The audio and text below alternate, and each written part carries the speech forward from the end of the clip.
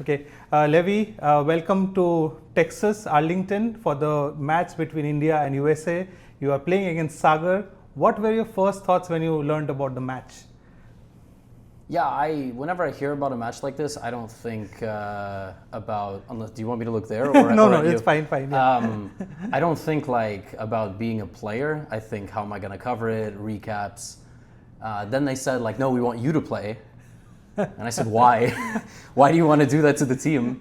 But playing against Sagar, yeah, I think it will be a lot of fun. I had to take a step back in my responsibilities as a content creator. Mm-hmm. And yeah, I'm looking forward to the challenge. I think it'll be really fun. I'm hoping they pull off a really great event. There's big sponsors for the first time, like a major watch company and so on. So I'm looking forward. Right. Is this the first time you'll be playing alongside Fabi Hikaru, or you have played in like national tournaments? No, I never played in national tournaments to that level. They were always like way too strong. I've played in US national championship, but when I was 7, and they're both older than me, so they were in a different category. I played with Hikaru in this like some team chess event on chess.com, but that was basically him telling me what to do. So no, I've never really played with them as teammates, and I usually cover their games. It's kind of different to be in the battle with them, and my result can impact whether they win or lose the match. So a lot of pressure. Yeah, and playing in front of a live audience, hundreds of people who are going to come and cheer for you. Does that feel good or act as a pressure?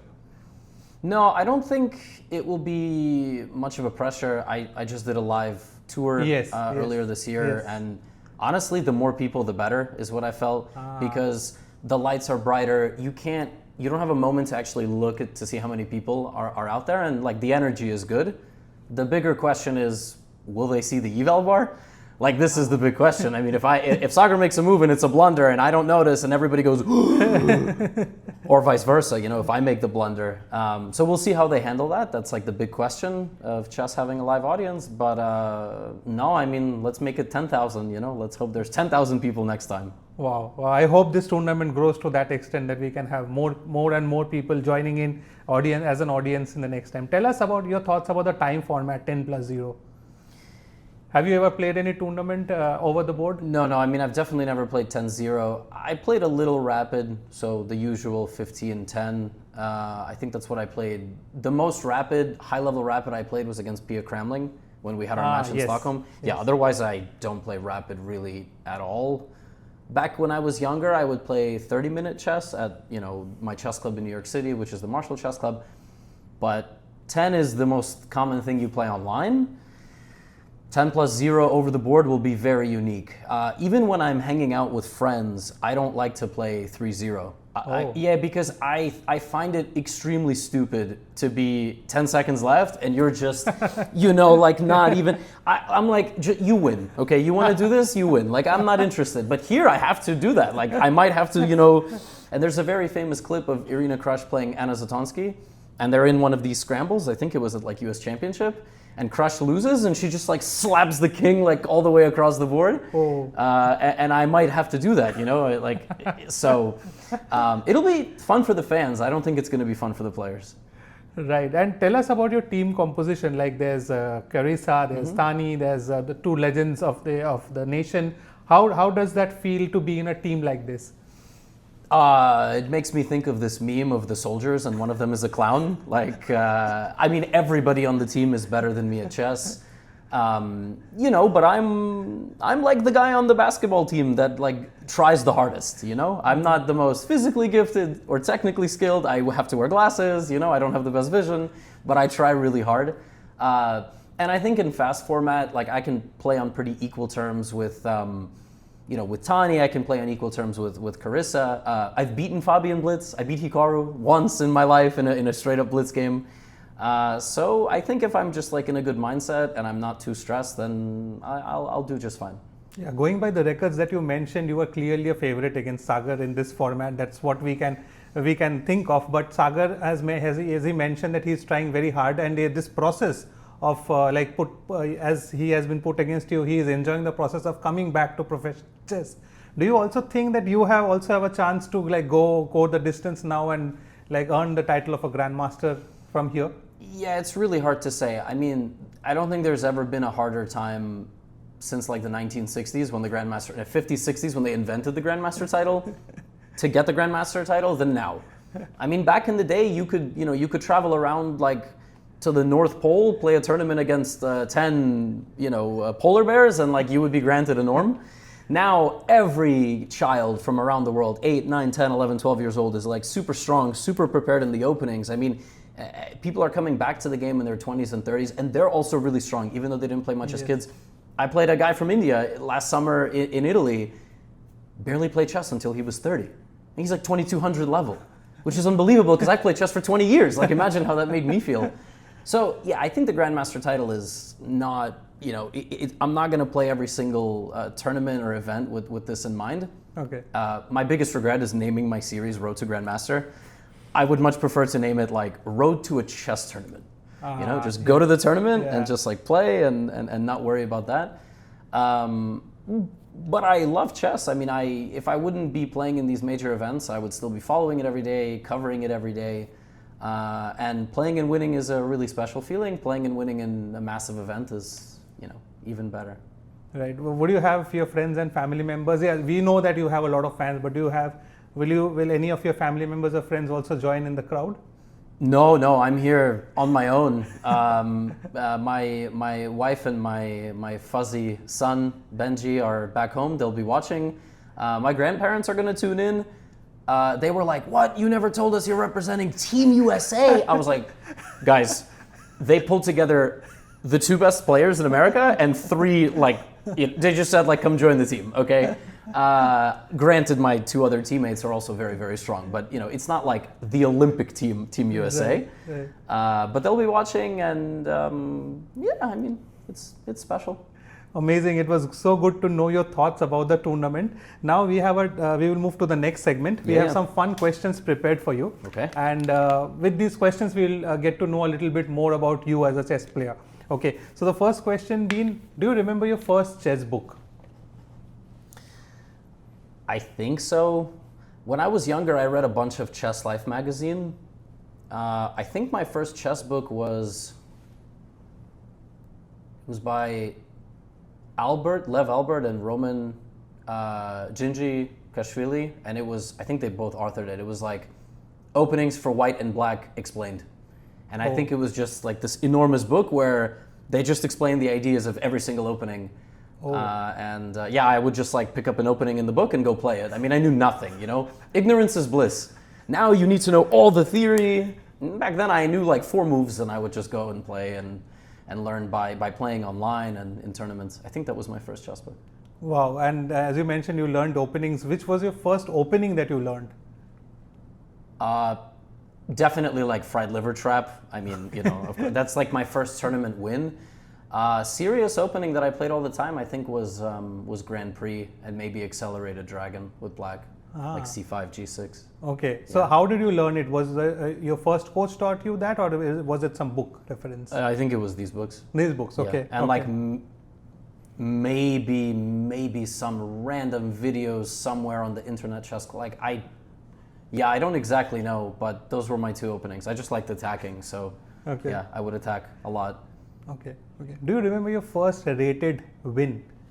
Yeah. This fried liver game. Okay. My first tournament I showed up, it was January 7th or January 6th or 5th, 2003, like the first week of January. I just turned 7, and I won in the fried liver trap. Oh, wow. Like knight g5, d5, takes, knight f7, king f7, queen f3, king g8. Oh, I'm sure they're pulled at chessboard, and like a checkmate. My first tournament, I went 4-0.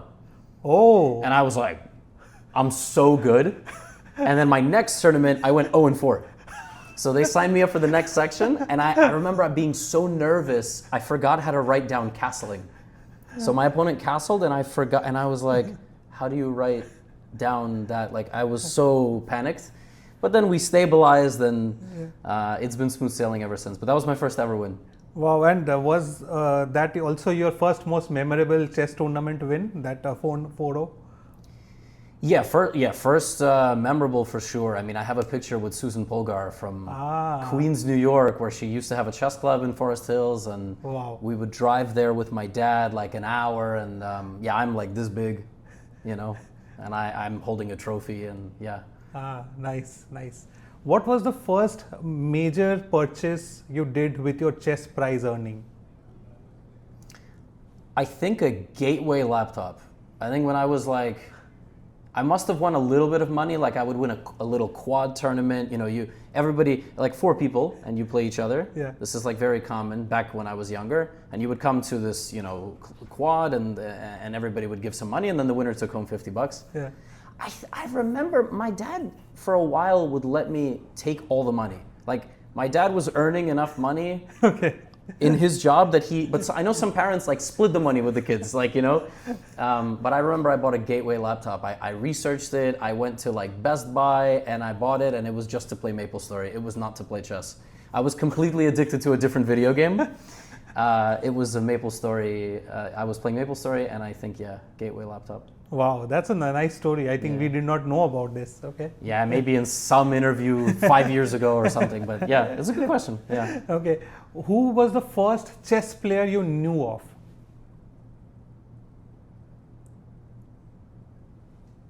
My dad. I mean, my dad just like knew how to play chess. Strong chess player, probably Susan Polgar. First chess player. Yeah, or maybe Josh Vaitzkin, like the Searching for Bobby Fischer, okay, like this, okay. and the former American prodigy. Because there was a chess program, I think, called ChessMaster. Yes. Yeah, Yes. so maybe that was it. Yeah. Okay, okay. So that brings us to our next question, and you probably would have already answered it. That who introduced you to chess? Like, who was the first person to introduce you to chess? Introduce is a tricky one, because I was maybe 5 years old, and my parents wanted to sign me up for after school stuff, so I could do some activities. My mom said, well, you know, we have roots in like Russian, Ukraine, and you know, let's do chess. My dad said, no chance, he's way too crazy, he's way too hyper, no chance he's gonna play chess. And then it was chess and art, so art class and chess class. Chess really focused me, I was really addicted, and art I never, ever, I would skip art class, I would go to the playground, and so introduced me was probably this after school club, and then I would just play with my dad, I would play with my grandpa. Okay. Yeah. So were your dad also like a passionate player? No, I just like a hobby player, probably Okay. like, even to this day, maybe he's like 1300 online. I mean, it's not terrible. No, no, absolutely but not, it's yeah. not like a competitive player. Yeah. Ah, okay, nice. When you were growing up, you used to play a lot with him? Yeah, I forced him to play with me until he couldn't anymore. Like, it was very normal that every relative that came to our house had to play me in chess, and I had to win. And I think this makes a kid really confident. You know, Yeah. this is really helpful, actually. So yeah, that was, and then I started beating them too much, and they said like, no more. Okay. First chess, like international trip as a chess player?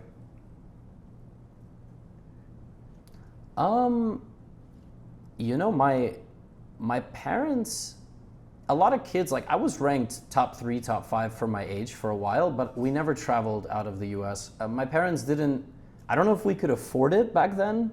And also my parents both did not like to fly. Oh. They were both afraid of flying. So I think those things contributed. I think I took myself to Barbados in like 2016 maybe, or 15. And I've been to Canada, and since then I played in Madrid, I played in Italy. But I was like 20 years old before I left America to play chess for the first time, yeah. Well, that's interesting to know. Yeah. Okay. And the final question, when did you get your first proper chess board, or who gave you as a gift? I think we had it, I mean, most of my childhood. We had some sort of physical board. It wasn't anything fancy, but since I can remember, even being like 4 or 5 years old, I mean, we had this like really old school Soviet style wooden pieces, nice. The analog clock with the little buttons, you know, so I don't know where they got that, but yeah, since I can remember. Do you still have that? Yeah, probably somewhere in the basement, you know, like, but yeah, for sure, I'm sure we still have it. Wow, thank you so much for sharing a bit of your life through these questions. It was really interesting.